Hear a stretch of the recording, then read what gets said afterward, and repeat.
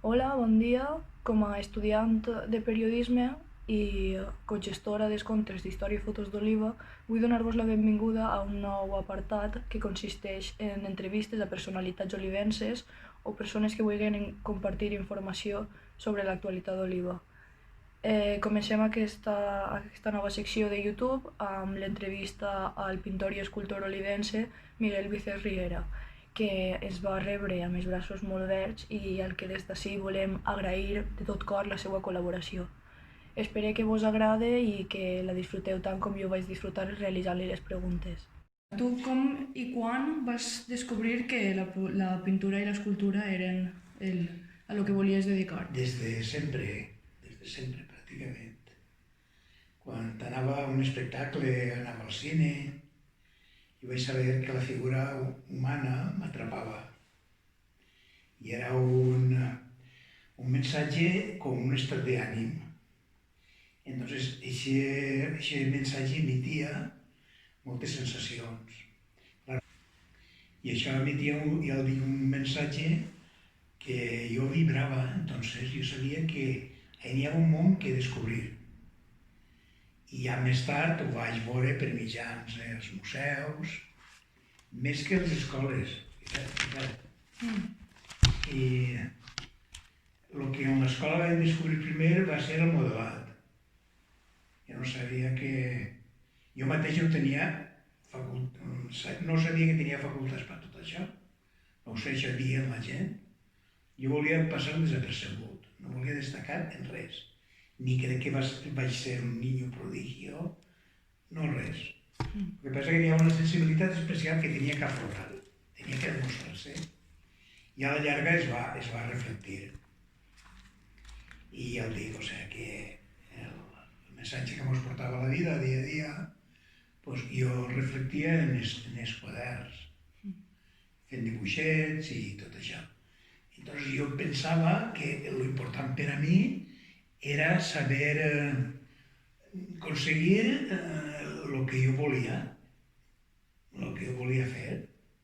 I anava al cine, per exemple, un diumenge i el dilluns ho reproduïa en les llibretes. I això un poc derivava en que no prenia atenció objectivament al que tenia que dependre. I ser un xiquet molt dispers. I ho vaig pagar car, no? Perquè és el rol masclista de l'època és que era l'home el que tenia que treure la família endavant, havia de treballar, fer-se'n diners i procrear, sobretot, i portar la família avant. I això jo ho tenia un poc desdibuixat. Ho dic jo perquè a la força, al final, va ser tot per añadidura, perquè jo no vaig demanar viure de la pintura, però si jo als 18 anys vivia de la pintura, fent encàrrecs, els estudis els pagava jo fent escultura, en un taller de tallar madera. Però tenia un món molt dispers. Si tres bones notes agradava el teu treball dels professors, fija o centrat en el teu treball, no vigis tan dispers, doncs en tots els ambients estava. En el món de la talla en fusta, i treballàvem a estall. I mos donaven al cap de la setmana, mos donaven els diners. D'això podia jo pagar els gastos de la pensió i els materials de pintura. Estic parlant encara de 16 anys.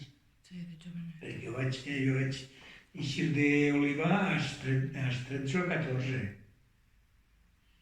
I ja sabeu que Oliva són 74 quilòmetres de la capital. Tenies que encomanar el bitllet al bar express de l'autobús, perquè a voltes hi havia un cupo que et deixaven terra a certes persones. I encara que n'hi havia tren, trobo jo que anava més directe segurament de l'autobús.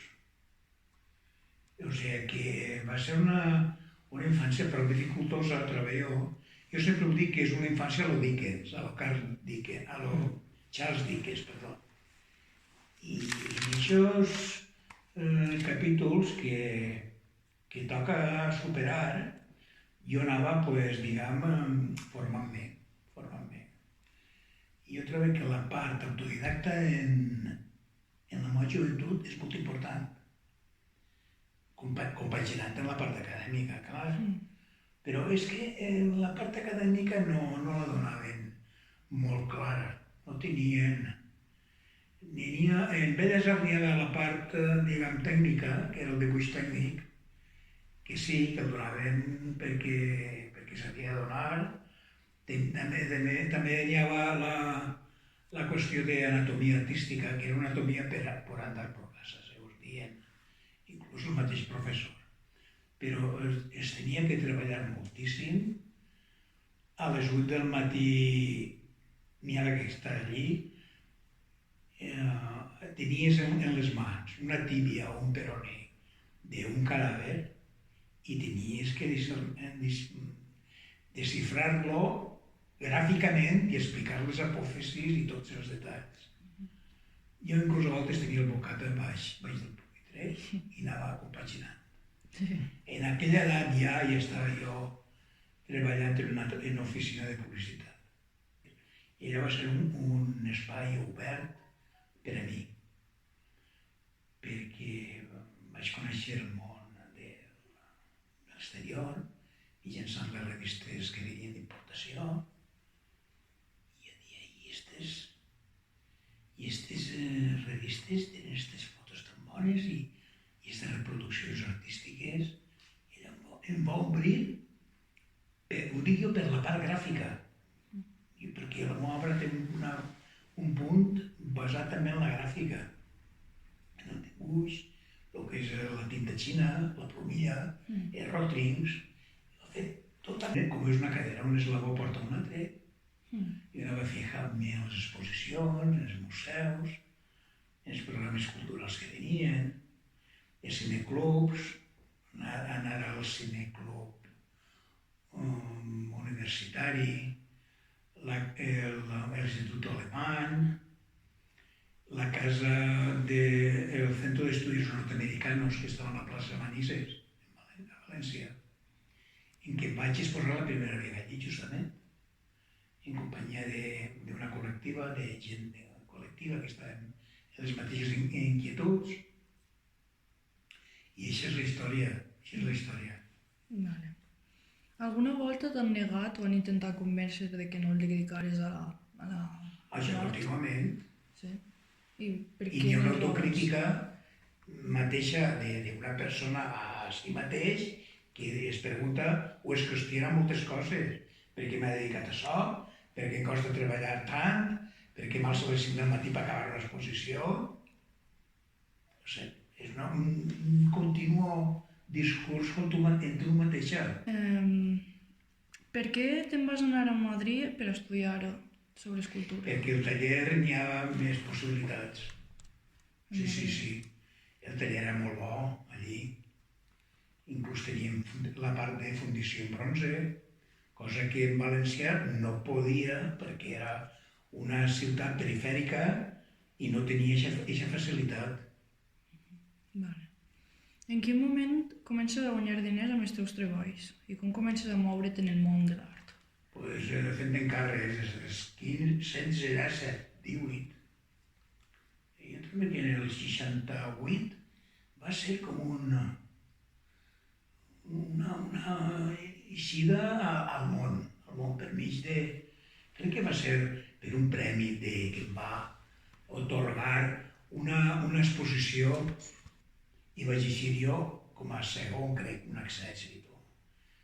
Va ser aquest punt d'inflexió tan petitet per sortir en seguida.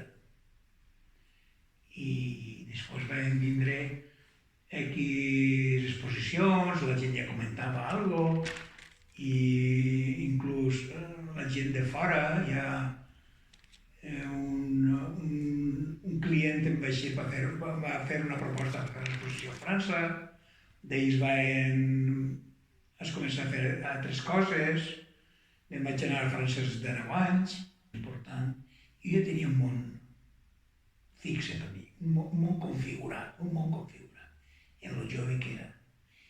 I em segueixen agradant les mateixes coses que em llamen l'atenció entonces, que em llamaven l'atenció entonces.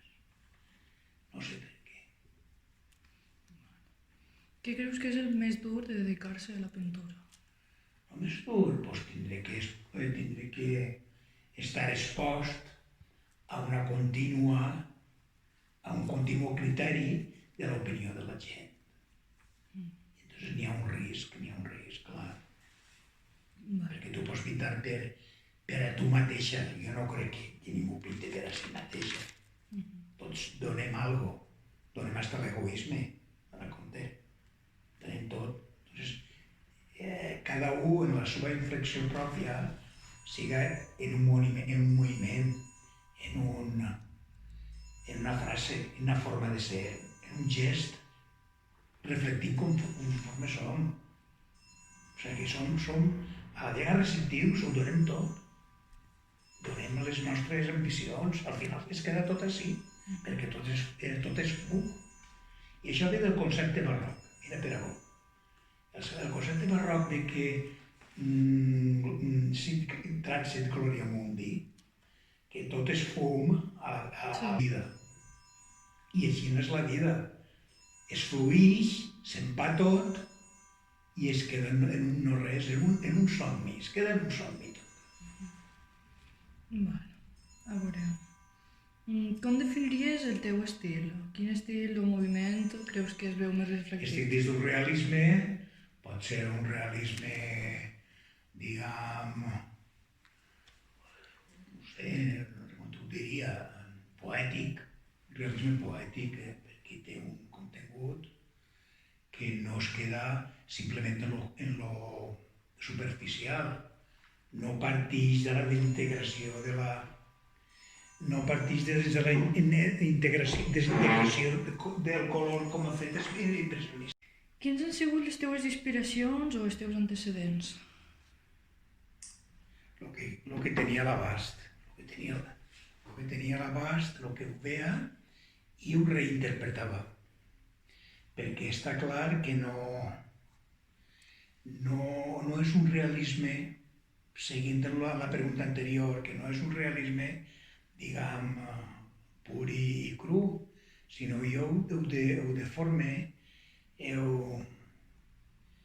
ho porto sempre molt al meu terreny i es queda com una cosa, com en somiar, un poc etèrea, dins de lo que podria ser una doble interpretació de lo que és la figura. Sempre hi ha un doble fondo. Per això m'han dit que hi ha una part simbòlica molt arraigada. Vale. Què busques transmetre amb les teves obres? Què busque? Transmetre. Transmetre que hi ha un espai que no ho percebim, que sempre està ahí, que és com un estat d'ànim, que és aquesta figura que té moltes significacions, que pot ser avui d'un pareixer, després és un altre. De fet, el ser humà és complex, no és a soles d'un color o d'un caràcter, hi ha un caràcter predominant des de l'ego, però tot pot canviar, tot és mutabilis, que diu. Recordes la teva primera obra? Era similar a les obres que realitzes ara? Recorde que feia reproduccions del Greco, feia una reproducció de Murillo, feia una reproducció i m'ho compraven. Però quan jo vaig treure ja la meva impronta, pues, a mi no m'ha costat res. Jo ho vaig descobrir per si. Jo veia una cosa, jo dic, això per què no ho faig jo? Pues això, mira, quan vaig a casa vaig començar per lo menos. i m'inspirava a veure una pintura de X o de... I pues això, pues, jo podia aproximar-me a això. I és quan, per afinitats de visió, per afinitats de conceptes, pues, pots saber el que t'agrada i pots inclús conèixer-te a tu mateix. Sabent el que t'agrada, pots conèixer. Ah, doncs mira, jo soc així perquè m'agrada això. Això és el que em fascina. A veure, en general has triomfat més en pintura que en escultura. Per què creus que ha sigut així? Quina tècnica prefereixes?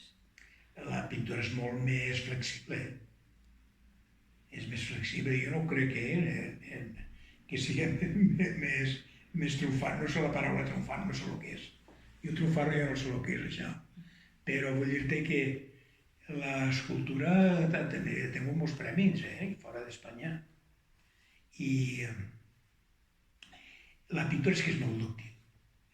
Tornem a la metàfora del quadre de Murillo.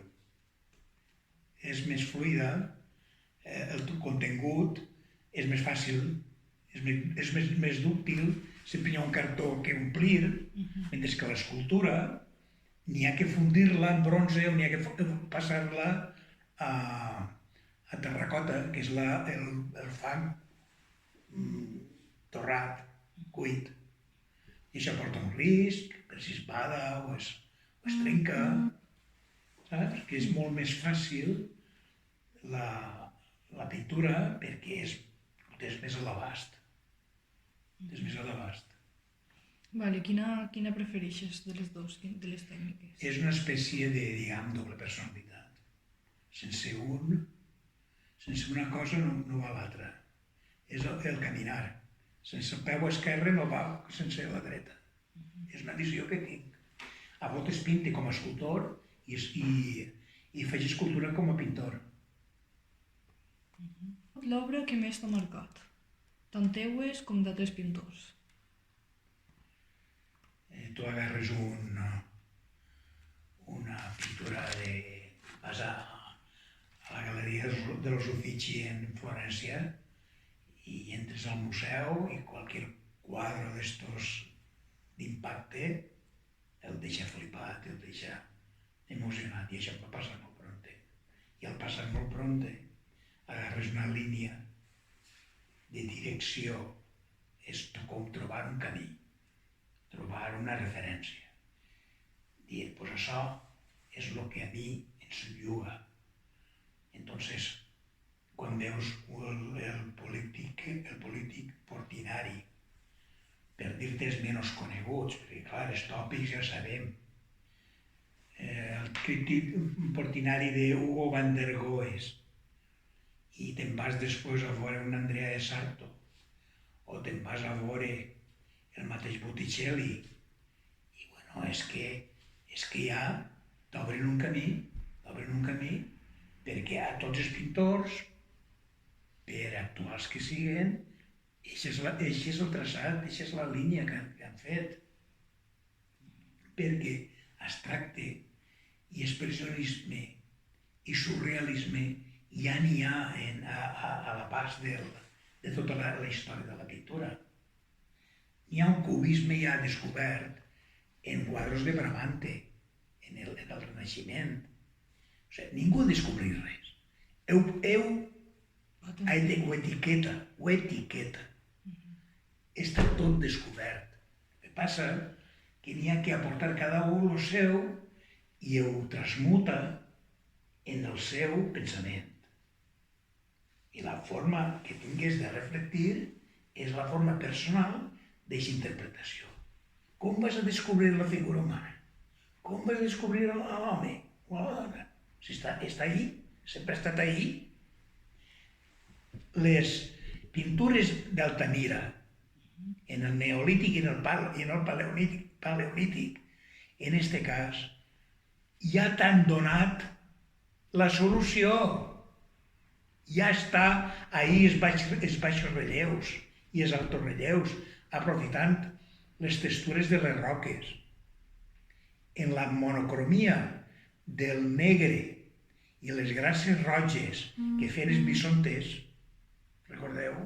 Sí. Ja estan ahí. Ja és pintura moderna, això. Ahí està Picasso i està tot. Què passa? Que cada sigle o cada època té que etiquetar i té que donar la seva transmissió de la seva labor. Vale. A veure, has exposat en molts països europeus i fora d'Europa. En quin país et va fer major il·lusió exposar? Al principi sempre a Itàlia, no? Perquè era un referent important. I als Estats Units, per el sentit de llibertat. Però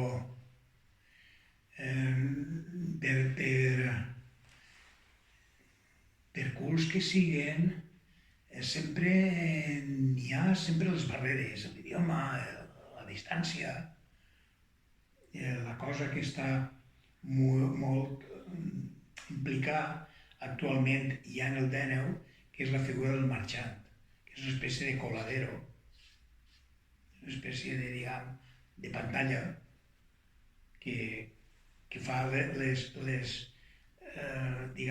accions que tu millor no pots fer, no pots accedir. En un cantant, si no tens un bon representant, doncs és que no fa res, per molta imatge que tingués i per molt que vengués, si no és un camí, preparat per un màrqueting, o encara que la paraula no m'agrada massa, perquè s'ha desvirtuat, doncs no és. I això és el que... I això vas començar ja a estilar, a part de que és de tota la vida, en el segle XIX, en el romanticisme ja n'hi havia gent que tenia representants, i tenia gent que... els mateixos mecenes que apoyaven als músics, o als pintors, o als escultors, ja podien ser els marxants d'entonces. Anar-me a algun museu que tinguen obres teues exposades, tant d'Espanya com de fora d'Espanya? Sí, mira, pot ser el museu de l'Acadèmia San Fernando de Madrid, que apareixen i desapareixen. Aquestes obres les pengen, després les retiren, després les posen a l'altra volta, que té un dibuix meu. I en València, el Museu de la Ciutat, en Milà,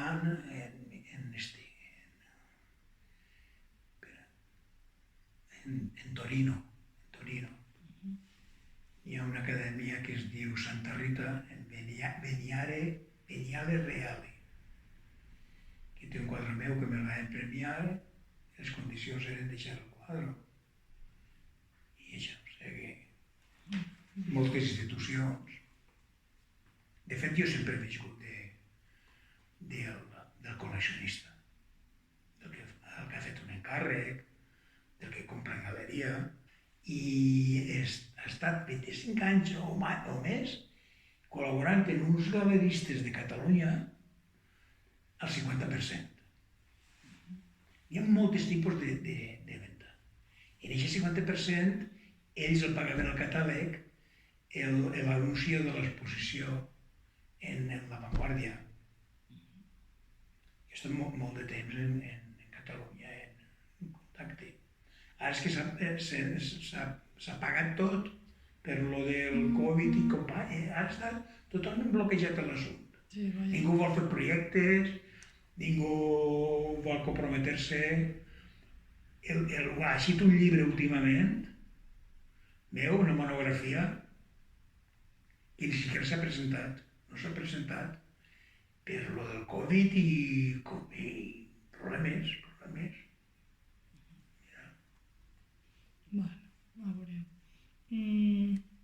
Podries anomenar-me projectes com llibres o qualsevol tipus de projectes en el que hagis col·laborat?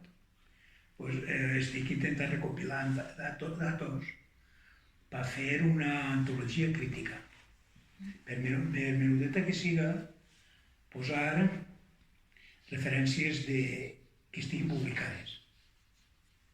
o bé siga en l'ABC, en llibres d'art o en revistes,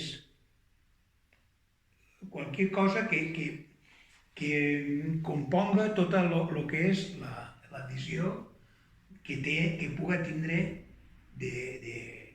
d'un artista plàstic com Miguel Vicens, que a mi em relacionen com a pintor.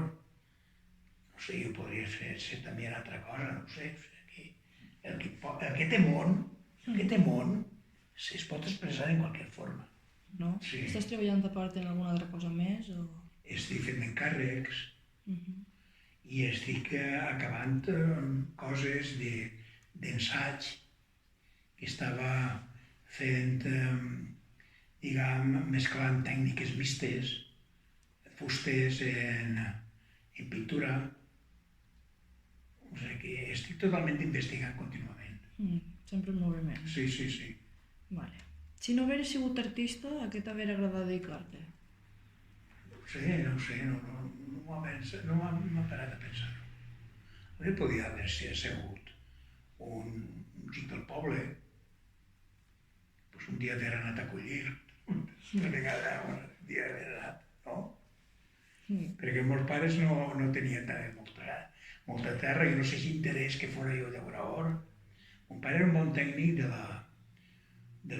era podador. Però bueno, jo no tenia aquest ideal, jo tenia altres coses que fer. I tenia un interès en que continuara la tradició.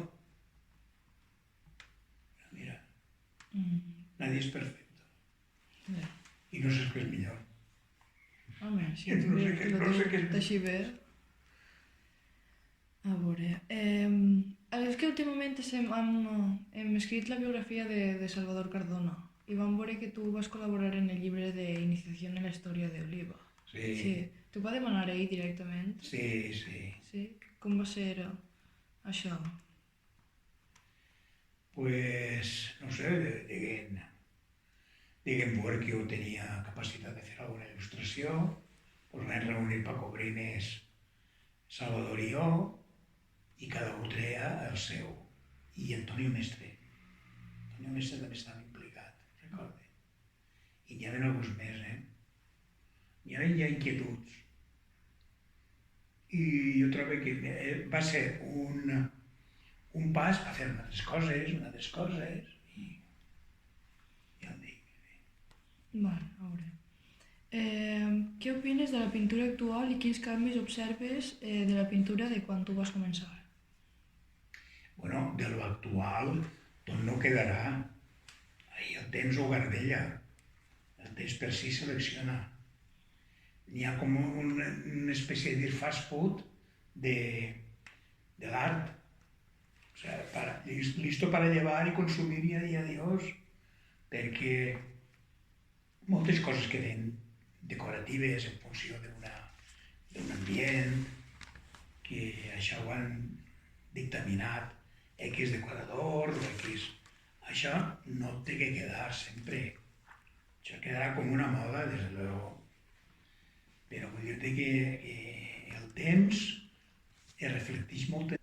Pues tota la vida s'ha fet obra bona i obra menys bona. Cada època reflecteix la seva època. Dona el seu missatge. Inclús no volem. Com nosaltres ens retratem en qualsevol acte. Més clar, avui. Sí. Quin creus que ha sigut com la teva etapa de major esplendor? Esplendor? Ninguna. Jo he anat sempre de lo pobre, no. Hi ha campanyes publicitàries que llancen a una persona, compren un telediari i el llancen a tal hora i tantes veces a la setmana tiene que salir este. Però jo no tinc ningú. El bon de Salvador Pons, quan era director de Ràdio i Televisió Espanyola, la segona, pues sí, mira, a l'hora de dinar posava allí una crònica d'una exposició meva perquè es posava en Madrid no tenia ni un altre motiu. És a la gent que vol dedicar-se a la seva passió artística. Que sigui sincer en ell mateix. Si creu que té possibilitats, que li fa feliç, li omplia, ja no n'hi ha temps per ser altra cosa. La vida és això. És tan efímera tot. És tot tan efímer que passa tant, que passa que m'ho repercuteix qualque cosa, ínfima que siga, m'ho repercuteix molt, interiorment, ho interioritzem molt, us afecta molt. Però la vida no és res, és el que hi ha. Entonces, puc dir jo, aleshores, és dir que siguis sincer en tu mateixa. Si tu tens una convicció de que tens que ser plenament, t'ha d'omplir això, pues, hay que quemar las naves, que diria que